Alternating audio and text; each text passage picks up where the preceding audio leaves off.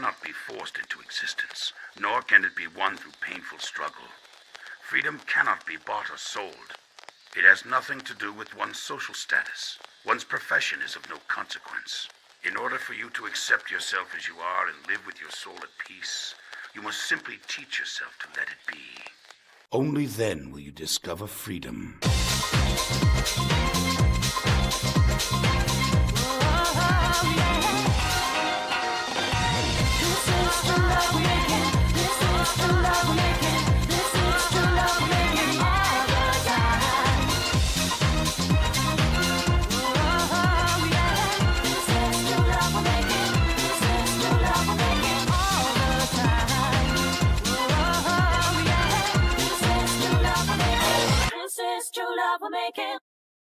Yo, what's up, traveler? I remember a long time ago, I don't remember the exact age I was, but I remember when my parents surprised me and my sister with the console that is still my favorite console of all time, the Nintendo Wii. Me and her both asleep, and then they woke us up to surprise us with it. I had no idea what this thing was, but I was so excited all the same. The Wii was my very first home console. I have so many memories of this thing. I'm actually about to tear up just thinking about it. I remember the first time we booted it up and I heard.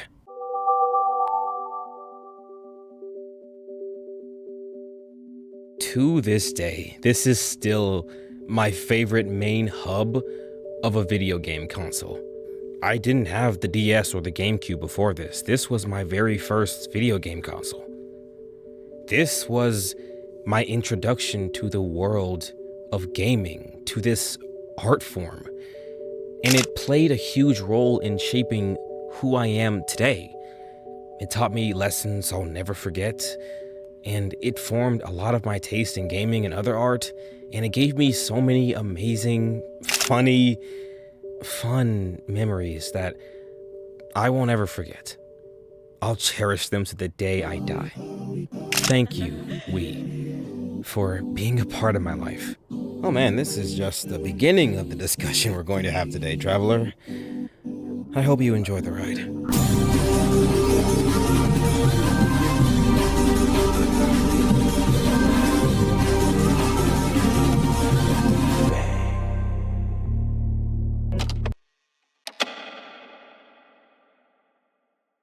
All of us are here because we have something in common. We love art. All the different media we've experienced and come to love is all because we stumbled upon it one day. The moment of you finding and experiencing a piece of media is now a moment in history. Whether you sought it out or found it at random, all the media we get to talk about and discuss together is because we found it, or maybe in a way, it found us. We gain different things by experiencing art. Some art is life-changing for some people, and some was just a fun experience. Or you can experience a piece of art that you really do not like, and now you just learned something about yourself. Through experiencing media, you can learn what you like and don't like in media. You can now discern what is and isn't for you. To be honest, I'm not really too hard to please when it comes to media. When it comes to gaming, my favorite genre is RPGs. Turn-based, action-adventure, I'm cool with all of it, really. So far, I actually haven't run into a RPG I don't like. A lot of my favorite anime and manga are action-based, so I know that I love action in this art form. Yo, these IRL shots are fun, you know. When it comes to music, I really love Eve and Nujabes. I really love J-pop and J-rock, of course. I recently discovered D&B, and bro, I absolutely love that. TV shows. I haven't watched a live action TV show in a very long time, so I can't say anything about that. Movies, I fucking love movies, bro. Especially animated ones, because I just find the world of animation so fascinating. The last 3 live action movies I watched were, I think, No Way Home, Matrix Resurrections, and the Scott Pilgrim movie, because my sister wanted to show me them. And from what I remember, I loved all of them. When it comes to The Matrix, though, I definitely need to go back and watch the other 3 previous movies, because it's been a while since I've watched them. I was very young when I did. But I definitely can say that The Matrix played a huge role in my love for action in media. But I also know that I love romance and drama and psychological shit. Stuff like that in media really appeals to me. And a lot of that stuff can be found in my favorite art form, anime.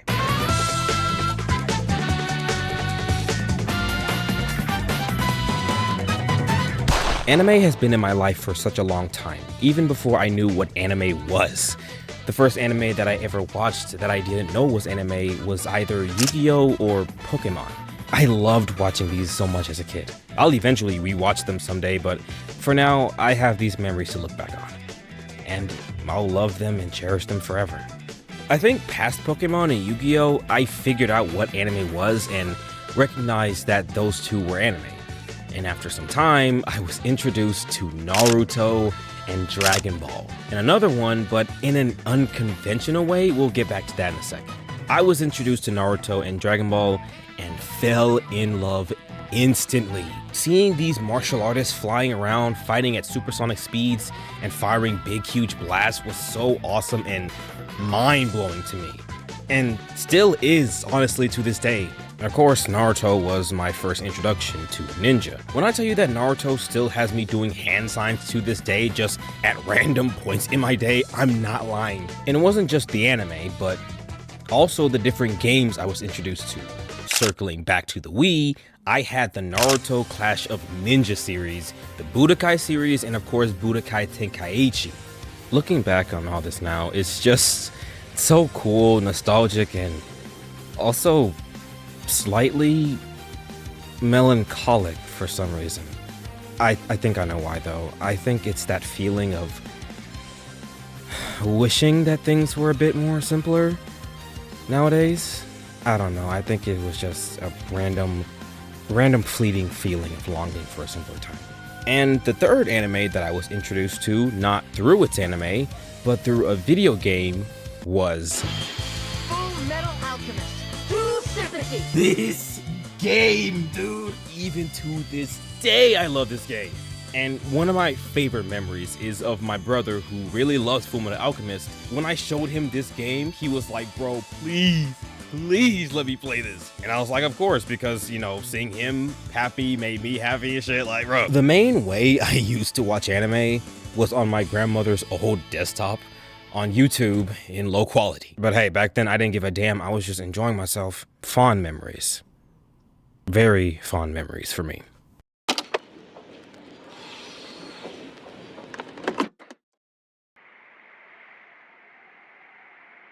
The way I love to view art is like you're being teleported to a whole new world.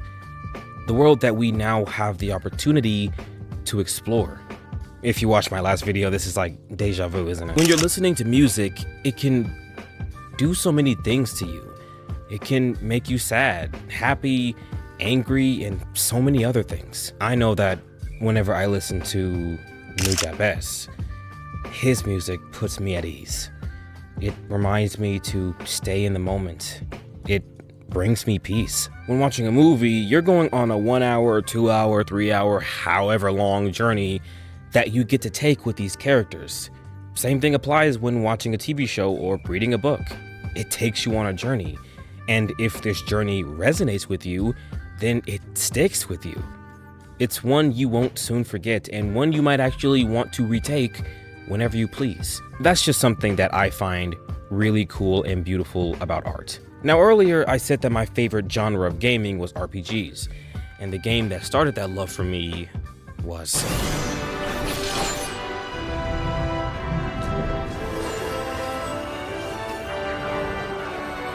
right behind Persona. Fire Emblem is my second favorite video game series of all time. I absolutely love it. And how I discovered it was through one of my favorite creators of all time, Etika. Watching him play through this game are also fond memories that I look back on. I didn't have a 3DS, so all I had was Etika's videos. But when I finally got one and got Awakening, I played that game to death, man. Thank you, Etika, for helping me discover one of my favorite series of all time. And rest in peace. Joy-Con boys forever. Going back to anime, oh boy, this is gonna be kind of hard because I watched a lot of anime during this time, and still do, of course. This was still during the time of watching anime on YouTube in very low quality. If you know, you know. I remember I had a tablet back then.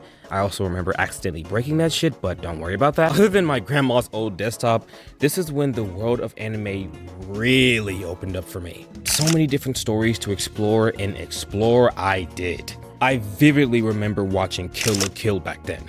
Absolutely adored it back then, and of course still do to this day. Ryuko was and is still one of my favorite characters of all time. And if you watched my Tomboy video, then you would know that she is the reason why I love Tomboy so much. I also remember watching the anime that would literally turn me into who I am today, but back then it didn't really have that effect because I was very young and didn't fully understand. Samurai Champloo.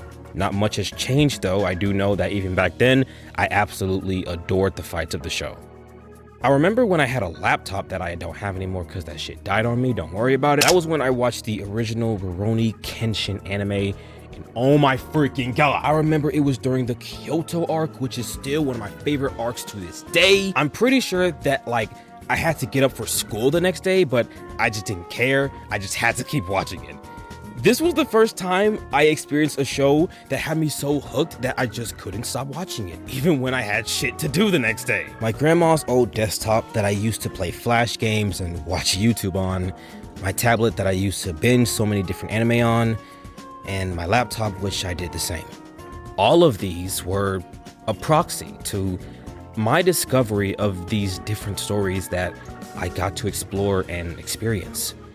Writing and recording this right now is just letting me go down memory lane, and I'm thankful that I can do this. I'm thankful that I have the opportunity to do this. And I hope that maybe you're doing the same, maybe, while I'm reminiscing about my discoveries and experiences I've had, maybe you're doing the same too.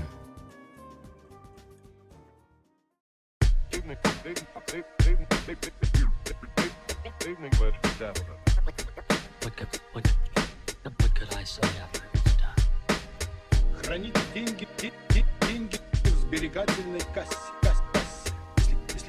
Если, конечно, они у вас есть.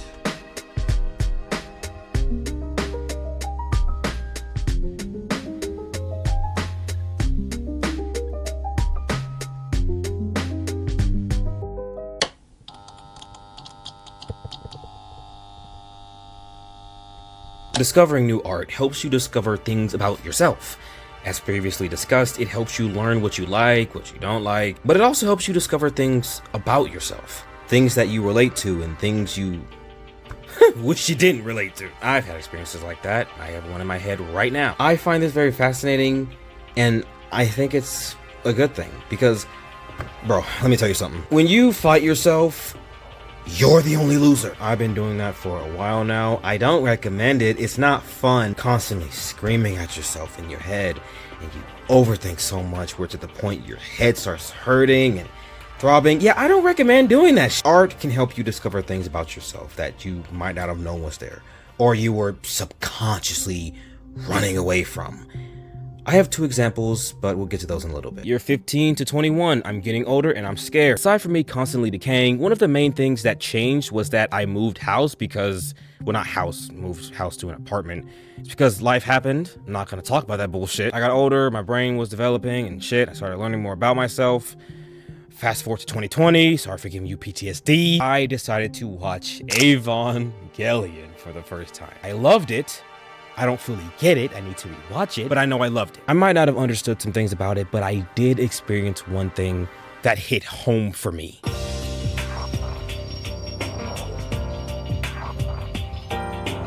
I, back then, and even still a little bit, unfortunately, today, was Shinji. Shinji is someone who worries about what other people think way more than he should. He doesn't want to disappoint anyone. He doesn't want to make anyone angry. He doesn't want anyone to hate him. So he just does whatever they tell him. He doesn't think for himself. By this point in the story, he doesn't have a good sense of self. The definition of a people pleaser. Back then, that was 100% me. And again, unfortunately, part of that is still in me, but I accept that. And I'm not going to run from it anymore. I'm definitely not a people pleaser as much as I was back then, but I feel it surface from time to time. It was so crazy seeing a fictional character struggle with the same shit that I was struggling with. I had so many mixed feelings about this. Part of me thought it was cool, part of me thought it was kind of scary, and part of me didn't want to acknowledge it. But I couldn't look away. That was me. I'm looking at me. And this right here is something that I have grown to absolutely adore about art. The fact that it can do this, it can do shit like this, blows me away. The fact that authors can craft stories that can make us just feel all sorts of things just amazes me. I mean, this fictional character doesn't exist. They're not real. They don't have human rights. And even still, I see myself in them. That's fucking insane to me. To this day. Thank you, Shinji, for helping me face something that I needed to face. I want to talk about one last discovery that I had, but it will contain spoilers for currently my favorite story of all time, Bleach.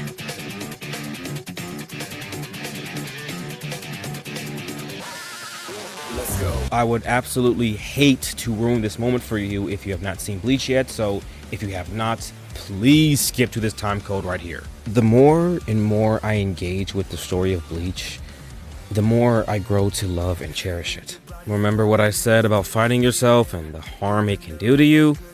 That is what Ichigo did for majority of the story. He was constantly fighting, rejecting, pushing back, refusing to acknowledge these crucial parts of himself. But when he finally accepts the parts of himself that he was rejecting for so long, he can finally start moving forward. He can finally forgive himself, and he can finally move past his depression. He can finally say that he loves himself. The Blade is Me is my favorite twist ever. And The Blade is Me is what solidified Ichigo Kurosaki as my favorite character in fiction. I didn't even go in full detail about this part, but I didn't want to because I really don't want to ruin this for people that haven't seen it yet. Please go watch or read Bleach. Thank you, Ichigo, for accepting yourself. And by proxy, helping me discover and accept myself. You know, as I'm getting closer and closer to finishing this video, this isn't in the script by the way, I feel like this video was some sort of therapy for me. Huh. I'm not mad at it. Maybe I needed this in this moment. I never would have learned and experienced all these things if I never discovered these pieces of art. I never would have learned more about who I am, my likes, my dislikes, my flaws, and how to love and accept myself. If I never took the time to go out my comfort zone, I would still be stuck where I was in the past. And this, to me, is why I find the discovery of art to be so beautiful.